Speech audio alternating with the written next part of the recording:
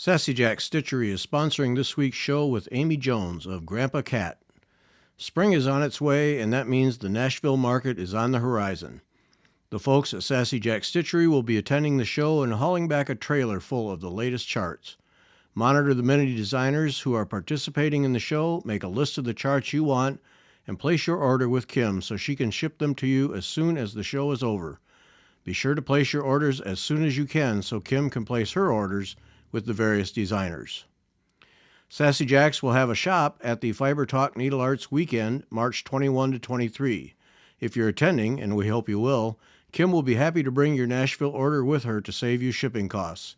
Either way, place your order as soon as you can so you don't miss out on the latest designs. If you're someone who can never have enough scissors, check out the Golden Forge Scissors, a new offering from Sassy Jacks. They are available in red and willow green, drop forged from a single piece of steel, hand finished by Italian artisans, and are fantastic. Treat yourself to a pair today. Make it a habit to visit the Sassy Jacks website at sassyjackstitchery.com and join the Sassy Jacks Facebook group to keep up with all of the upcoming activities. Thanks to Sassy Jacks for sponsoring this week's show. And now our conversation with Amy Jones of Grandpa Cat.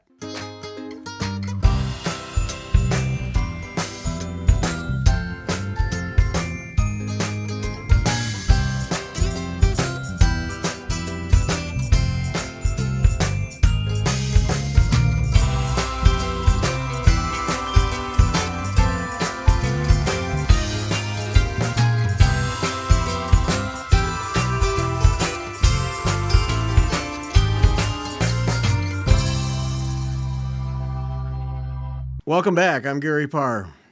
And I'm Beth Ellicott. You're listening to Fiber Talk, the twice weekly podcast for the needlework artists. Our artist this week from Australia, from Grandpa Cat, Amy Jones. Amy, welcome. Hi. All Thanks right. for having me. Yes. Well, you're the first one in Australia that we've talked to in quite a while, so this is fun. But all right, Grandpa Cat. As a business name, that's right up there. We've had some unique ones. It's a funny one. Yeah. So we need to explain what that's about. So Grandpa Cat was my father's nickname that my niece and nephew gave him because he had a very grumpy old cat. And when I first threw in my corporate job years ago and went to art school, he was the one that was my biggest supporter, and he really encouraged me to do it. So when I started up my business, I picked that name because, it was a bit funny and quirky, but it sort of honoured my dad, which I thought would be a nice thing to do. Yeah. All right. Well, and we got the picture of the cat, so that's good. Yeah. Yeah. Yep. Yeah. And that's, that really points to, in your history of needlework and of art in general, you grew up in a very supportive, very art and creative environment.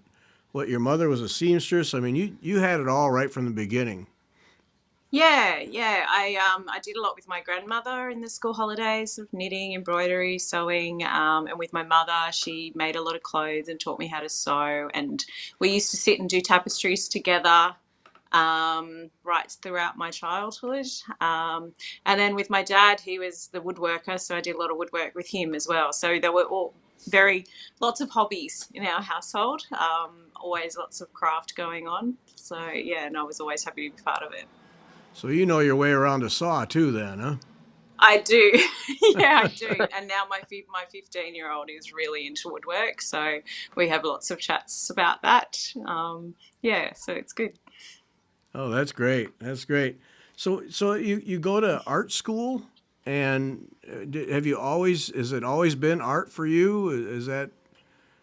Yeah, I mean, I started with a very different career. I worked in investment banking.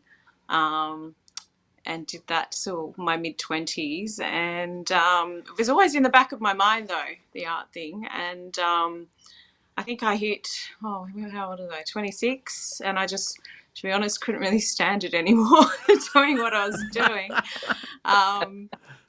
So I went back to university and signed up to studied fine arts and education, and I majored in painting and drawing. So I'm also a qualified art teacher for high school. Oh, okay. Okay. Did you Yeah. ever teach? I taught for about 6 years as an high school art teacher and did my art on the side. And then after I had children, I moved from school-based teaching to teaching private workshops, and I worked for a major art gallery teaching creative workshops to adults and children for quite a long time. And now recently I've just started doing relief teaching locally, just occasionally in between exhibitions. So I'm back in schools at the moment. So Yeah. yeah, Okay. All right. yeah. Yeah. Well, I'm a former science teacher, and Beth homeschooled all of her kids. So, Oh, okay. yeah, we know the Yeah. teaching routine. Yeah. Yeah, teaching, Yeah, yes. yeah.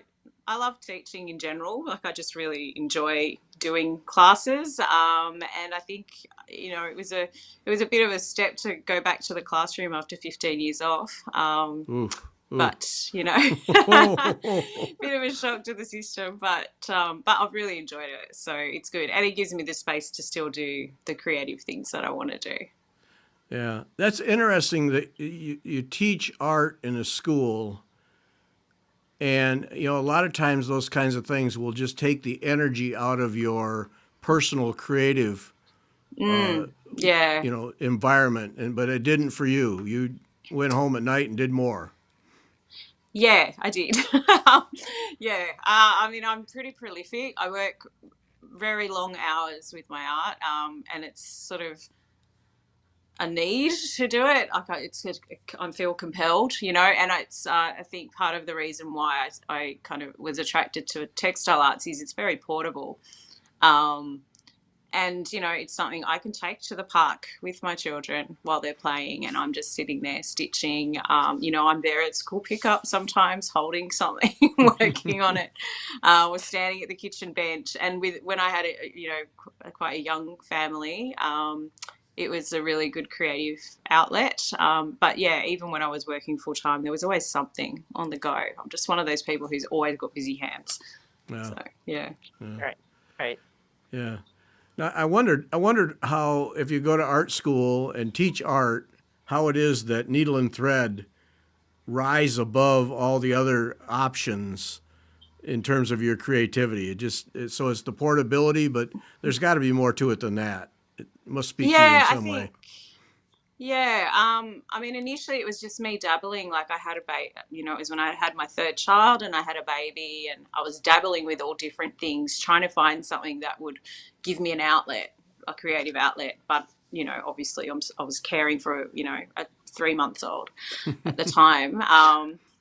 So, and I did a bit of watercolor and I did some drawing and I did a bunch of different things. And Grandpa Cat was initially an illustration business. Like I was making like drawing and making greeting cards and things. Oh, And then it just gradually evolved. And I started playing a bit more with textiles. I made a few little pictures of my kids, or I stitched a bit on paintings. And I just found I really liked that tactile element.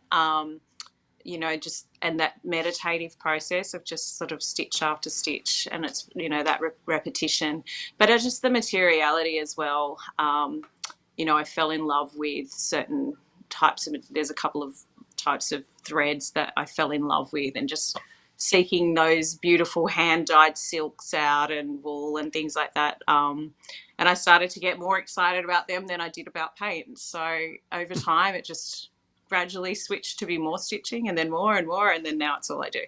So yeah. You're in this book in Exuberance. I want to just hold it up.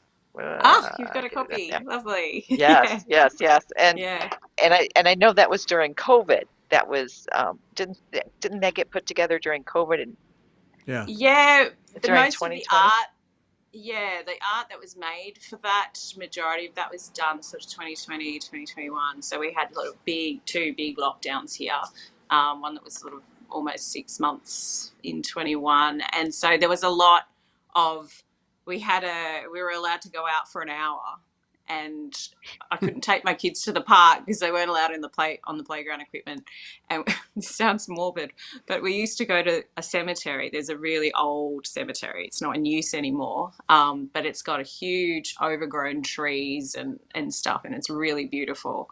And we went there for our 1 hour walk. And while the kids were sort of climbing the trees, I'd be taking photos and just sort of looking at the way the light came through the canopies and all that sort of thing. And just looking at, there was all these overgrown pathways sort of making, defined ways. And I think at that time, like we all were kind of feeling a bit lost and sort of trying to find our way in this weird new reality we all had. And I think that notion of pathways and tunnels and that sort of thing, that mysterious element, was what really appealed to me. And so a lot of those works were based on that particular spot. And I think partly because it was really beautiful, but it was also what was available to me at the time. Yeah. And yeah, and I think it was sort of those moments of emotion. Like there's one in the book, Bindweed, that is sort of, the girl is curled up in the fetal position. And it was just that feeling, that fleeting feeling of like overwhelm, which I think a lot of people would resonate with during that time. But it was a way to kind of get it out in some sort of quiet way rather than getting frustrated or angry. Yeah. Right. Yeah. So do you think that the stitching during that time helped you work through all those emotions? Because Yeah, definitely. Yeah. It's definitely, that is how I work my way through things and process feelings about things. And in that particular time, it was, certainly isolation, it was boredom, it was frustration, it was all the things, that we were all feeling back then. Yeah. What did you do for fun as a kid? I played in a graveyard. Okay. I know, right? Yeah. right. My But I'm youngest, Oh, you're okay. a co. he still asks to go there. It's pretty funny. He's Oh, just they like, oh, do. we haven't been to the cemetery for a while. Like, it's got really good trees, like really big old fig trees, and they're Oh. huge, like really amazing root structures to climb and get in amongst. So it's actually a really popular spot locally for people to just go anyway and hang out. So yeah, it sounds weird when you say graveyard though. Yeah. I'm just thinking, Yeah. I grew up. What'd you do as a kid? Oh, never mind. I mean, I live in Newtown, and traditionally this is an area that was full of, really alternative folk, lots of goth people and things like that. So people wouldn't be too surprised about us hanging out in a graveyard here. Oh boy.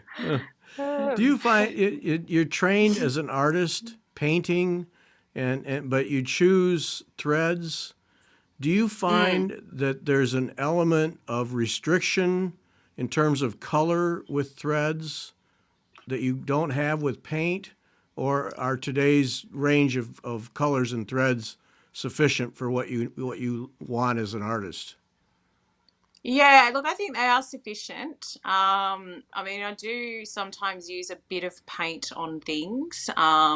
If I just can't get the exact color I want, I have occasionally gone in with a tiny bit of watercolor and touched up some of the threads. Okay. No, I don't do it very often, but no, I buy a lot of my threads. She's an American lady, actually, from the Thread Gatherer.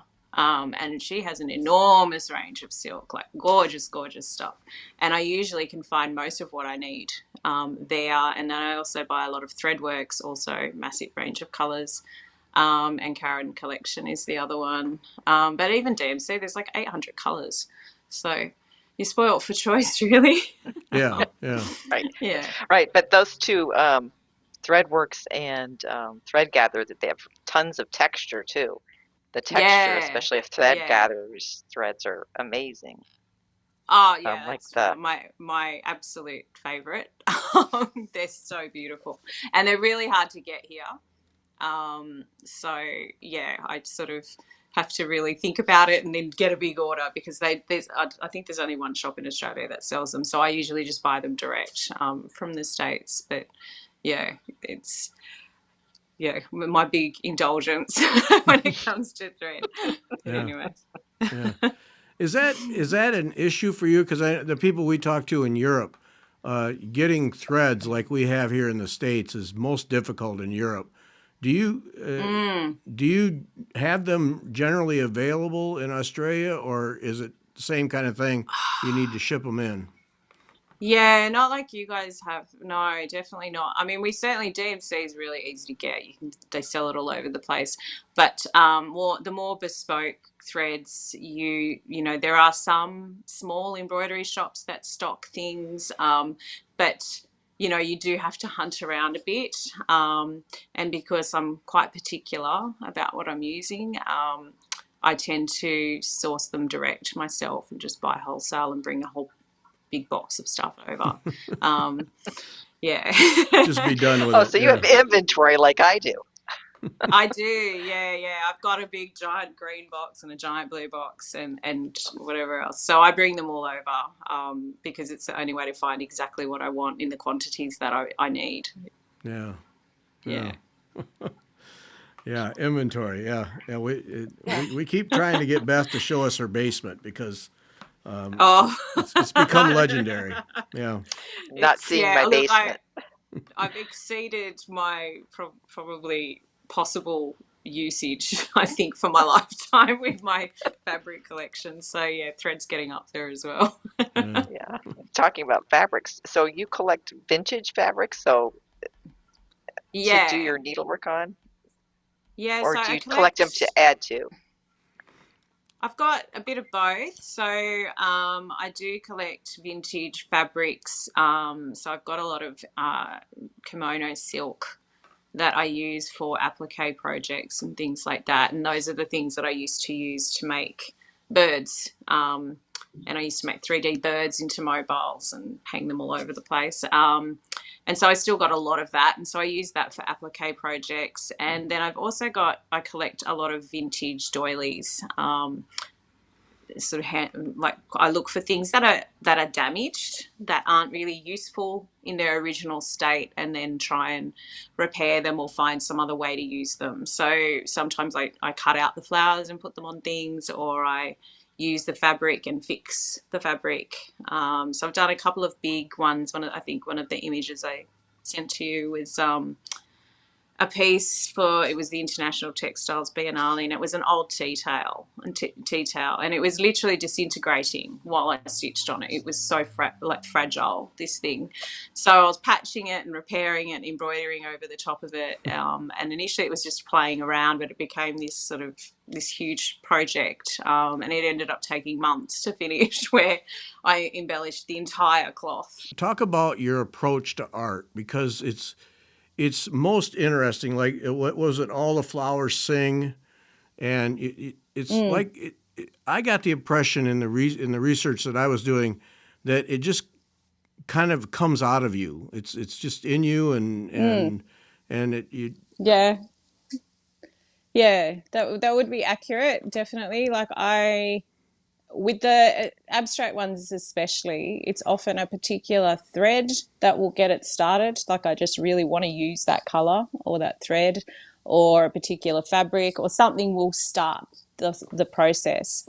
And then often with those, it's gathering just scraps or leftovers, bits and pieces from other things, or that piece has lots of tiny little scraps of silk lining from kimonos. So the collection of kimonos I had, they were all quite damaged and stained, and I kind of collected the bits that could be used or repaired. And then there were often tiny little leftovers. So there's lots of little pieces in that. And then bits of broken bracelets from my daughter, random pieces of thread from different things. I've got friends that are knitters that give me leftover bits of yarn. So all of that stuff just kind of gets collected. And then I think the only real kind of thought or planning is just trying to keep some sort of consistency in color palette so that it's cohesive. I think this is where the painting training comes into it, where looking at repetition of form or just repetition of some particular color shades and things, just to kind of keep it cohesive, and even though it is so abstract. So that might mean, if I've got a particular color, I might just make sure I repeat it a couple of times across the artwork so that it stays like it goes together, I guess. So it's not completely random, but yeah, definitely a lot of intuition in putting it together. yeah. Yeah, it just in your work, you're not afraid to use anything. You're not afraid to use any stitch, any any No, piece of probably material. I not. mean, and but you make it come together. So it's fascinating to me. Yeah, I just, I mean, I do a lot of research on embroidery techniques. I researched in particular a lot of vintage embroidery styles. Um, but then try and, and I often experiment with those stitches, but I want to find a way to turn them on their head a little bit and put them in a completely different context to the way they'd normally be used. So I do that with a lot of the 3D pieces. There's a lot of me playing around with embroidery stitches that I've seen in sort of old crewel work or something like that, just to see how you can give it a modern interpretation or a less traditional interpretation. The when you're doing particularly those abstract pieces, is that also kind of a mental health thing for you? Just an escape? Yeah, yeah, it is. I think that particular piece, which I think I've written about in an article. So there was a period where I was suffering quite badly with some health issues, and it was a distraction from the pain that I was in. And it was during COVID times again, and I was waiting for surgery, and I was in constant pain, and I couldn't do the figurative stuff that I often do because I just didn't have that attention to focus on it. But with the abstract stuff, you can't really make a mistake. If you don't like a stitch, you can just stitch over it and it just adds texture. So I didn't have to think about it as much, and I could just sort of get that comfort, I guess, or that soothing thing from that I get from sewing, but without having to worry about it actually looking like something, if you know what I mean. Right. But yeah, you can't make a mistake when there's just texture everywhere. So Yeah, yeah. yeah, yeah. No, I mean it's we've talked with so many people about the mental health aspects of needlework, and Mm. there's thousands of stories of people who've found in needlework that escape they need from difficult issues, health issues, all kinds of things. So that you're yet another one that it helped you, and Yeah, it's yeah, amazing. definitely. Yeah, well, even I think the figurative ones too. Sometimes it's just, some of them are a bit sad looking, I guess. And some people, I think when I've posted some of them where, there was a particular sad looking woman in the picture, um, I've had a couple of friends say, "Oh, are you okay?" And I'm like, "Yeah, I'm fine. It was just that moment. Like I was sad in that moment and I got it out and now I'm good, you know?" Yeah. It's Well, Right. like, Right. but, Right. just a fleeting emotion, I guess, and a way to kind of get that out in a constructive, positive way. yeah. Right. Yeah. Right. And, and I think there's something about the repetitiveness of stitching that it Mm. calms, at least for me, it calms me down. Um, Yeah. just to do Yeah. the same stitch Definitely. over and over again, it kind of calms those if you're very upset or very stressed. For me, it just is like, okay, it settles me. Yeah.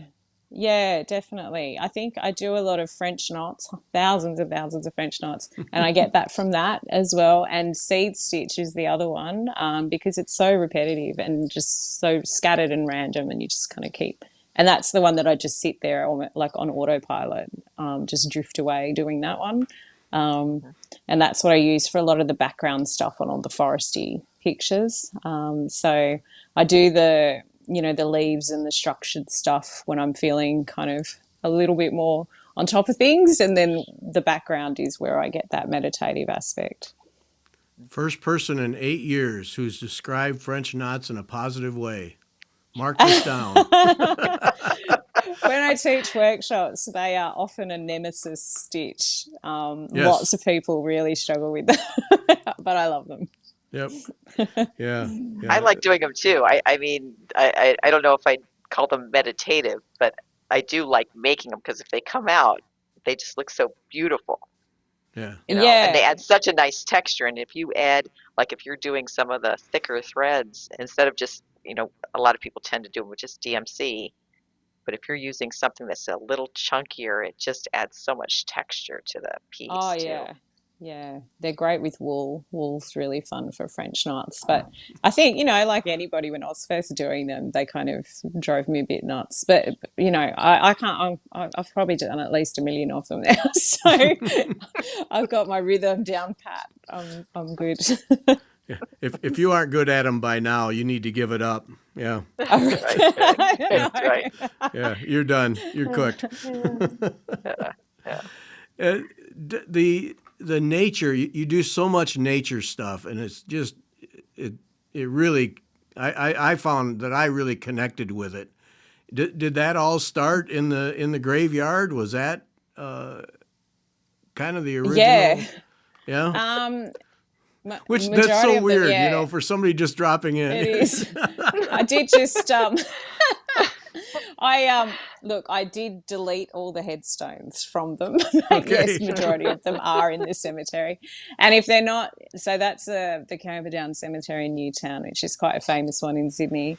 And the other one is Rookwood, which is the other most famous cemetery in Sydney. So I also have done quite a few based on that cemetery. But I also do go to the Blue Mountains, which is a couple of hours from Sydney. My sister lives there, and it's beautiful, like a lot of Australian bush scenes. So I go there a lot to collect images and do sketches. I've done a lot of pieces based on her garden. So if you could think of the quintessential Aussie bush, that's basically what you get in the Blue Mountains. Birds everywhere and just lush green everywhere. And then I also go to the botanical gardens in the city. Like I'm right in the inner city, so there's no, like, we don't really have proper gardens or anything here. Everyone's got a tiny courtyard. We're all in row houses. So when I'm looking for those big lush green scenes, I have to get out of my direct surroundings to try and find them. So yeah. Yeah. The Grandpa Cat business. How did that start? I mean, I'm shifting gears completely now. Yeah, that's okay. How Yeah. did that start? Did you say I'm going to start a business, or was it kind of a side hustle thing that while you're raising kids, it was a way to generate a little revenue? Yeah, it was a side hustle. And it initially started because it was just me drawing little illustrations for my kids' bedrooms. And I just thought, maybe I can sell a few of these and make a little bit of money, maybe. We'll see. Yeah. So I think, like a lot of mums, I started up an Etsy account and thought I'd give it a go. And yeah, I sold a few bits and pieces. And I think when my second child was a baby, I drew a colouring book based on things that I thought she'd like. And so I sold a lot of those through the business as well. So it was, illustrations with cards and prints and colouring pages. So I still sell a few of those from time to time, but it's not really my focus now. What I tend to do more now is use colouring pages to create embroidery patterns instead that I use in my workshops. So I don't do as much of that anymore. Yeah. Yeah. Yeah, but I did that, maybe 3 or 4 years, I think, and then I started switching back to a more intensive art practice. Yeah. And did you go right to needlework, embroidery, as from the coloring books and those kinds of things, or was No, there? I mean, I was painting as well. I Okay. think taking that leap was I felt like a bit of a risk. So I had like one big show, which was like a transition period, I guess, where I had a lot of paintings, sort of 50% paintings, and then the rest was textile based work. So they were, but thematically quite similar.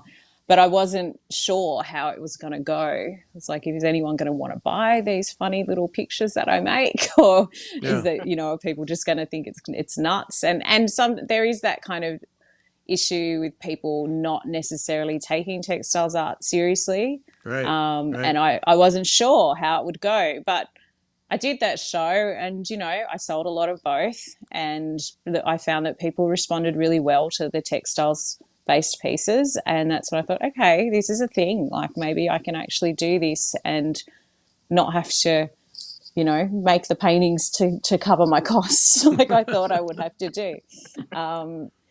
Yeah, and I found that people do that there's a nostalgia attached to textiles work, especially embroidery, where people, it reminds them of their grandmothers or their mothers. It's, it has that cozy, heartfelt sort of feel to it. And I found that that really resonates with people.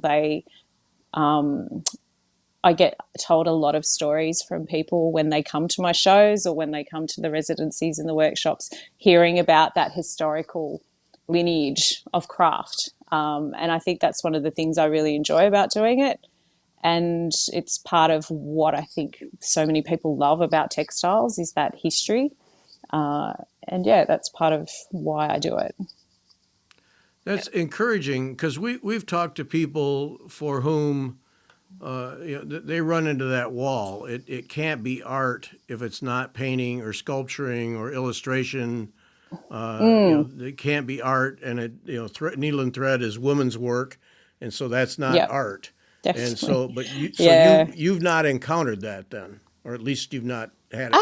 I mean, there's certainly still certain shows and exhibitions that they just, they won't accept textile based work. But I am finding that there are more and more large art shows that are accepting textiles pieces. We have the Archibald Prize in Australia, which is a huge portraiture prize, like national prize. It's one of the biggest art prizes in Australia. And there was a piece a couple of years ago that had a significant proportion of textiles in it that actually won the Hmm. Archibald, which was huge, massive. And I just think 10 years ago, I can't imagine that that would have happened. But it feels like there's been a big surge in craft based activities and just that much greater acceptance for sort of, well, traditionally feminine art forms. But yeah, I exhibit in mainstream galleries. I don't generally look specifically for textiles based galleries. Most of the work that I exhibit is in mainstream art shows next to paintings. I'm often sometimes still a little surprised that they let me in. That imposter syndrome is real, but yeah, they generally majority of the work in the shows I do is everybody else has got paintings, and mine's one of the only textile works. Yeah, Well, but that speaks to the open-mindedness of the art community, though, that they're looking at it yeah, as art instead of the technique dictating whether it's art or not. yeah. Well, I think it's changing, and I think there is definitely a push for it for people wanting to see more diverse types of art forms rather than just painting or painting's often the holy grail of art, like Right, that's right. the fancy the big medium that everyone's going for.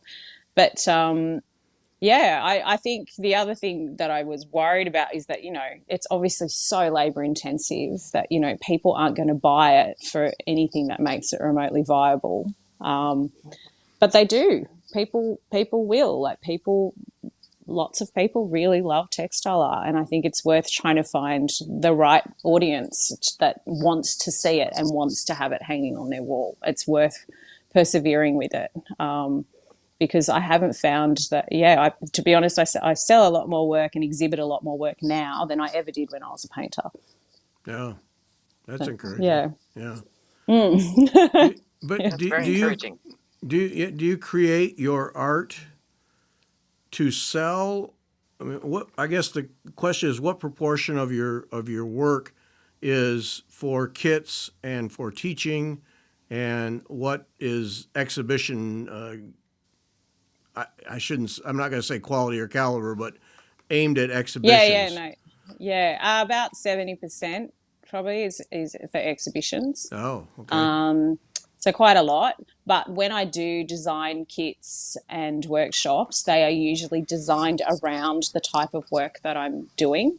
Um, so I might have a particular artwork that seems to have resonated with people, and then so I'll create a smaller version of that can be done in a workshop context with a kit and whatever else. So when I had an exhibition last year that was based on all the sort of forest scenes and mossy sort of things. So I did a workshop based on how to stitch a tree with lots of foliage. So I'll often base them around that. The moss workshops, I mean, I make and sell a lot of moss pictures.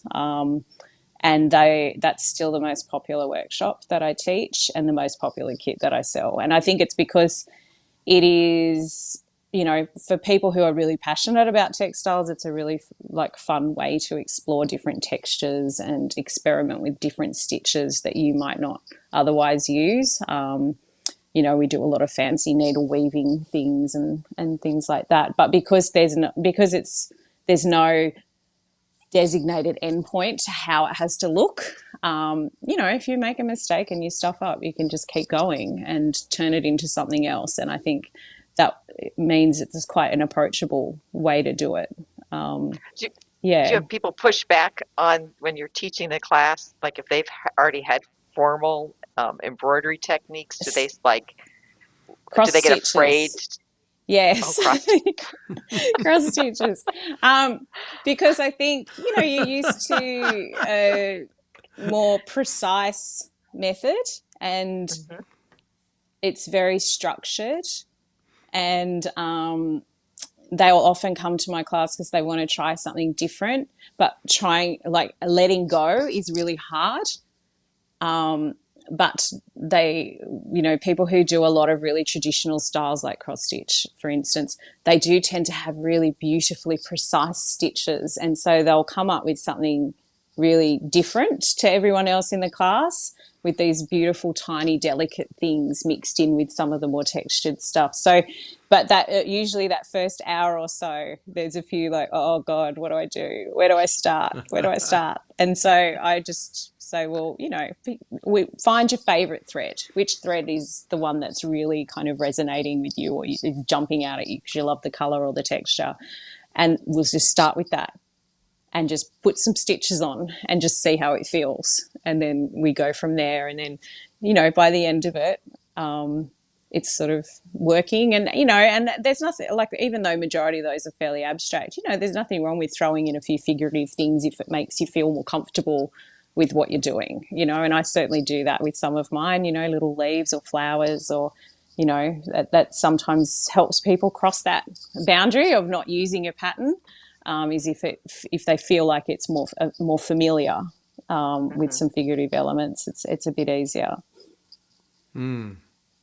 Yeah. I wondered about that. When I saw that, I thought, how many people get stuck on it being like free form?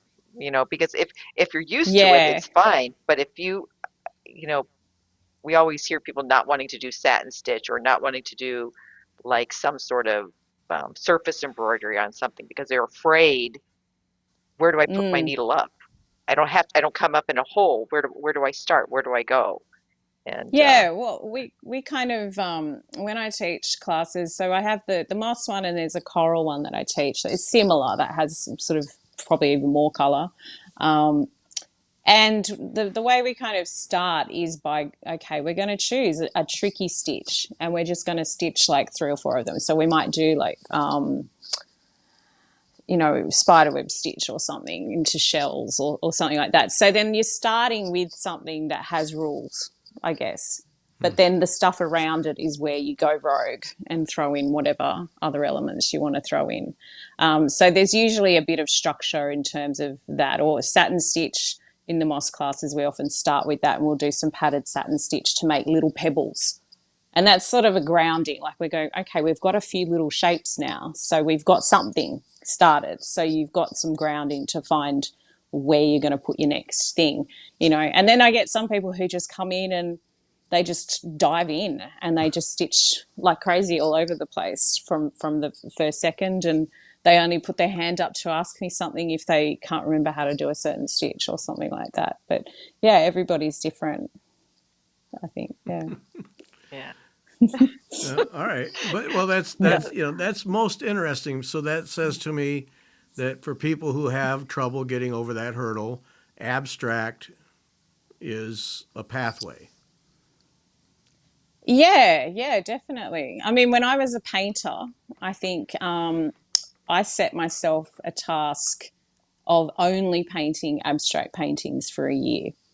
And the reason why I did that is I did a lot of figurative stuff. I've always done lots of florally things, but I felt like my work was getting a bit too tight, too structured, too rigid in my thinking. And it's like, well, you just got to paint, like learn how to play with paint and not care as much. And so I set the task to only do abstract stuff for a year. And that was when I felt like, and then once I went back to figurative stuff, it was looser, it was more free, it was softer looking.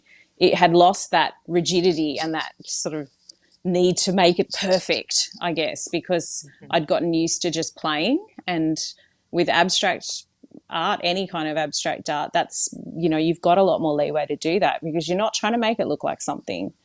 It doesn't have to look like a flower exactly, or it doesn't have to have perfect shading. There's, you can break the rules, or you can experiment. You can put whatever materials you want in it, scraps of fabric, like whatever you want, because it doesn't have to look like some special end point where it looks exactly like a rose.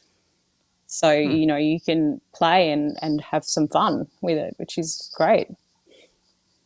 So do you incorporate play into your art routine still, or do you even have time? You've got 3 kids and a business, I would say the project of piles of unfinished experiments say that yes, I do play. Well, that's I'm not bad. actually, yeah. I'm clearing up my studio at the moment because I've got an art market this weekend and I'm finding everything that I'm going to put in it and packing it and whatever. And I found a box and I was just like, I don't even remember making some of this stuff. Like there's just so many things like where I've played with a different idea or whatever. And I don't know. I was looking at them thinking, oh, I should do something with them. I don't know, stitch them all together maybe and make something giant. I don't know. But I think I've probably got at least 40 or 50 sort of random half-finished things. So it's a bit ridiculous. No, I think that's normal. I think that's normal. Yeah. Yeah. Wow. That's fascinating to me. Yeah. So when you do an abstract piece, do you always intentionally have a focal point, or do you just let it go? Just let it go. Just let it go. Okay. Yeah, no focal point. The only thing I do is maybe if I'm doing like a really textured area with like lots of needle weaving or something like that, then I might put, if I'm doing another one, I'll move it over a little bit so that they've each got space to breathe. So then there'll be something simpler in between them. But it's not a set in stone rule, I guess. But yeah, I do, if I've got, I really like cast on stitch at the moment. So, but when you do it as drizzle stitch and it sticks up and it looks really cool, I feel like it needs its own little space because it's like, I want it to shine. So I'll calm down some of the things around it. But other than that, not really. I just go nuts. Just put whatever I feel like in that moment. Okay, now I got to know the details. So when you go to do something like that, do you lay out a palette of colors and or thread types? Nope, just go for it. No, Wow. just go for it. Yeah. Yeah. Yeah. It's I've often got working bags, I guess. So, because I've usually got lots of projects going at once, unless I have a deadline. But yeah, so I'll have like, oh, well, this is a green project. So there's just a bag full of green stuff. And then, there might be, if I'm working on a colourful one, there'll be a bag full of colourful stuff. And then I just keep adding to it as I go through my stash and find other colours that I want to add. And so it just keeps evolving and changing as it goes on. And then I think there's probably that last 10% of finishing off or maybe 20%, where then I open it, especially if it's big, I'll open the whole thing out and go, okay, how am I going to tie this all together and make it make sense? So, I just did a giant piece. It was for the RPA hospital, which is a big hospital in Sydney. They have an artist residency. And that piece the idea was it was a collaborative memory of a garden. So as people came and spoke to me, we were talking about plants that had significance to them for various reasons that they might want to contribute to the piece. But because, they were all very different things. So there was parsley, there was roses, there was some native bush tomatoes, Australian bush tomatoes. So there was all these sort of really disparate plants that don't make sense together.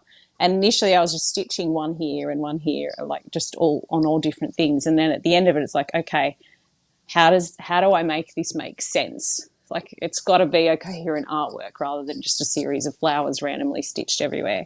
So that was then the opening it out and going, okay, we're going to put some foliage in here, and I think, some extra leaves, and I put some lobelia kind of growing amongst everything. And I looked up a lot of the Dutch masters, so paintings of big bouquets of flowers that they did in the 1700s, and a lot of those are flowers that don't make sense, like they wouldn't be in bloom at the same time. So it's like, okay, well, let's reference some of those and how they tied totally different flowers and plants together. And so I sort of wove little bits of leaves and things in amongst it all to kind of turn it into a big bouquet. But there was a period in there where it was a bit of panic going, how am I going to make this work? I've got a lotus here and I've got hydrangeas over there, and like none of them go together. But the foliage, I think, is how I kind of managed to get it to tie in the end, hopefully. You had that posted on Instagram, right? And did you get to Yeah, get framed? yeah. Yeah, it's Yeah, so I beautiful. I was finished it just amazed. last week. Yeah, so that one went to the framers last week. So it's on hemp fabric that I painted with acrylic. And then the plants were literally drawn. So I did bit by bit, because each week I was at the hospital. And so I'd get different suggestions each week. And then I just gradually added them to the piece. So when I started, I had no idea what I was going to do or what plants would be suggested. So it was literally just, okay, all right, we're putting parsley in here. How am I going to do that? Now we're going to put in this particular rose, or I think there was kangaroo paw, which is a Western Australian plant. So there was some really weird and interesting plants to try and include that, some of which I'd never seen before. So it was a bit of it was a really interesting experiment, I guess, on how to make like a whole heap of different elements sort of somehow come together as a whole. I was curious about that residency. Now I'm even more curious. How did that work? What? So the artist in residence sits in the foyer of the hospital and works there on site. And so, you set up with some signage and some, I bring some sample artworks so people have something to look at, especially in that first week when there's nothing on my fabric. And so I went in with just a bag of colours that I thought might be useful and a fabric marker. And people just came by and said, what are you doing? And I'm like, oh, I'm making artwork for the hospital, and it's about a collective memory of a garden. So if you'd like to share any memories that you have of plants or gardens that were special to you and you'd like to contribute to the piece, we can have a talk about it. And so I got lots of beautiful stories from people. There was one lady there who was embroidering daisies on her daughter's nightgown because she's been in hospital for quite a while, and so she asked if I could add some daisies to the piece, so we added those. And there was a lovely Portuguese couple, and they only knew the plant name in Portuguese, and I'd never seen it before. And so we were doing this crazy Google search trying to find it. I'm like, yep, it's that one. So that was the African starflower that we added to it. So there was lots of beautiful chats with people. And I do find whenever I'm in those sort of residencies or exhibitions where I'm actually stitching in public, lots of people come to have a chat, and it seems to be something that goes across so many different cultures and so many different backgrounds. Most, like, it's embroidery or textile based craft seems to go across the world, basically. It seems to be something that's done absolutely everywhere, and so lots of people find some way to relate to it. And it's a nice inviting thing that people will come and sit down and have a chat and tell you their stories about doing craft, or people that they love that did craft. And then the garden connection kind of added another element to that. So yeah, it's the second hospital residency I've done, and yeah, it's a really nice thing to be able to do. That is so cool. So then you sit there in the lobby and stitch. Mm, Was it yeah, a couple times a month, or how does that work? uh, every week for 5 weeks.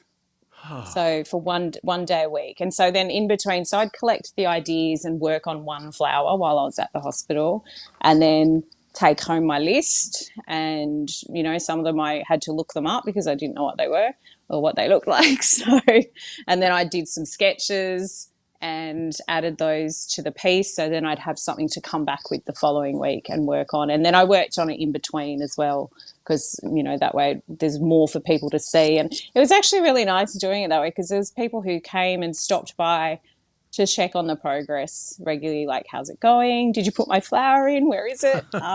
So that was really nice as well. Yeah, so, and there was one lady, she got 2 flowers in because she was sort of quite, like, can I please have my flowers, please have my flowers? I'm like, yeah, of course, they're coming, look, it's there, I drew it, it's coming. But Okay, so what yeah. happens with the piece when now that you're done? So it goes on loan to the hospital, I think for 3 years. So it'll just be displayed. They have a huge art collection in the hospital. So it will be displayed somewhere within the hospital space. So the last artwork I did is in their cancer unit at Chris O'Brien Lifehouse. And so it's up there. They've got, a huge collection. So it's only on loan just because they accumulate so much art that they can't keep them indefinitely. So at the end of that, it'll either come back to me or it'll get donated to somewhere else. We'll see what happens, what they want to do. But yeah, Our, so that's our hospital, where my son had leukemia, and they had a mm, lot of art there. That would be a neat program if there was some sort of, because when you're there a lot, and we were yeah, obviously with, yeah. to have someone who's doing art that you can interact with. I don't know, that would be very cool. That is a cool thing that they have there. That is neat that they do that. Yeah. Yeah, well, they have a whole art program where they have the art people with trolleys that go around to the patients, and they specifically do focus on people who are there for the long haul. People who are sitting there doing chemo and need a distraction, or people who are on dialysis, and things like that. And when they first asked me to do it, my parents both had long-term hospital stints. Mum with cancer and my dad had renal failure. So we grew up at hospitals, hanging out in hospitals. We were there all the time. Dad was on dialysis for 22 years. So, for me, it was actually like being part of that program. When they invited me, I was actually really delighted to do it, because I do think it's really important to have positive experiences when you're in those sorts of situations, and it's just a really nice distraction, I think, to have something like that available to you. Boy, what a Absolutely. it's a great idea. It really It is. is. Yeah, it's amazing. And to connect, because we've talked about Stitch in Public days, but Mm, this interacts with the people yeah, directly. Yeah, it's a whole different yeah, approach. Hmm. Hmm. yeah. Wow. And I think there's that homely sort of nature to textiles, whereas sometimes painting, it feels a little bit removed from people. Yeah. But textiles, most people have someone in their family that did knitting or sewing or whatever. So it feels approachable, I think. So people are quite happy to come over and have a chat and like, well, what are you doing? What is that? Like, it's nice. Hmm. It's a really nice way to engage with the community. Boy, that's just great. Yeah, That's just a great that's a, idea. Yeah. it Yeah. is fantastic. I All love right, it. we're about to run out of time here. So, raising 3 kids and running a business and creating art. When do you sleep? I get up really early, like 5. Um, so I often do a bit in the morning, or that's when a lot of admin happens. And then kids are off to school and I stitch all day. And yeah, I'm often stitching on school pickup. Like if I've got a big exhibition, it's not uncommon for me to stitch 10 or 12 hours a day, every Whoa. day. So yeah, but I'm doing it while they're doing their homework. I'm there, like with it in my hands, like, yeah, what are you doing? Chatting, going through assignments, doing all the mum things. Put it down, cook dinner, come back to it after dinner. So the main thing is fitting in more, I think, exercise and things like that. Just making sure that I don't get too focused on what I'm doing because I am pretty obsessive with it. Like it's, when I've got a thing in my head, I want to get it out. So yeah, it's tricky at times, but yeah, that's I think a portable medium helps. Yeah. All right. Thanks a lot. Now I can never use the excuse I didn't have time today. Thanks. Correct that. Jeez. Yeah, okay. All right. Yeah, no, I don't look as far as looking after your neck and your back. Probably don't recommend stitching for quite as long as I do. I did Yeah. 16 hours one day last week, and yeah, it's not a good idea. 16 hours in a day? Yeah, Oof. I had to. I had a deadline, so yeah. Yeah, clearly. Do you use a hoop or a frame, or do you just do it in hand? Do you I stitch in hand? use either hoops or I use those Q-snap frames Hmm. because on the bigger ones, I find they don't leave marks on the fabric, and the hoop sometimes does if you're moving it around everywhere. So for the bigger pieces, I usually use the Q-snap frames. And they're a bit gentler on the silk as well, less likely to damage it. Okay. Yeah, Wow. I was just thinking you might need a slate frame for some of your bigger pieces with all the textiles and beads in it, but then it's less portable. Yes, yeah, and it's got to fit in a bag. Yeah, yeah, So if it fits, it's got to fit in a tote bag. So yeah, yeah, the yeah. And smaller in the Q-snap pickup frames, line, and then yeah, exactly. that'd be really hard. A slate frame in the pickup line. I can see you now. Yep. What is she doing? It's on her steering wheel. She's stitching Yep. two-handed. Oh. She's mobile and she stitches. Get out of the way. All right. One last Great. question. The Lucky Dip bundles. Oh, What is a Lucky those Dip were just, bundle? well, they were just born out of me being at workshops and talking to some of the people there about, the insane amount of thread that I accumulate, especially when I teach workshops, because most venues it tends to be for 10 people, but DMC always comes in packs of 12. So then I always end up with a little bit extra, and it's stuff that I'm not necessarily going to use. And they're like, oh, you should do a Lucky Dip bundle and just, pick a color theme and do it. So that's what they are. So they're random threads that I've accumulated in a particular colorway, but, you know, maybe some silk, maybe some DMC or whatever. And it's basically just, yeah, a Lucky Dip. See what happens. Okay. Yeah. But, yeah, I mean, I think I'm going to scrap those though because I think people want to see them. So I'll probably just redo them with some photos, just Yeah. because yeah, People don't like being surprised, huh? it's too much of a surprise. Yeah. Yeah. Yeah. Oh, So we got an exhibition coming up. I've got some work in the Fisher's Ghost Art Prize currently, which is in Campbelltown Arts Centre, and I've got a piece going in the next International Textiles Biennale, which will be travelling around Australia. It's going to, I think, 10 different galleries. And yeah, and then probably look for an opportunity for a solo show at some point, but I'm not sure when that will be yet. Trying to find the right venue. So yeah. Are those fun or a lot of pressure? Solo show. I really like creating a big body of work where I sort of really focus on a particular theme and technique. I really enjoy that process. I think the most important thing is, over the last year and a half, I've been in 7 shows. And one was a duo, one was a solo, and then a big one, the one in Canberra. So, and it was a little bit too much. And it was only just because those were when the opportunities arose to use those particular venues. But in retrospect, way too much stitching. Way too much stitching. And not enough thinking time. You know, sometimes you need time to sit and stare at things.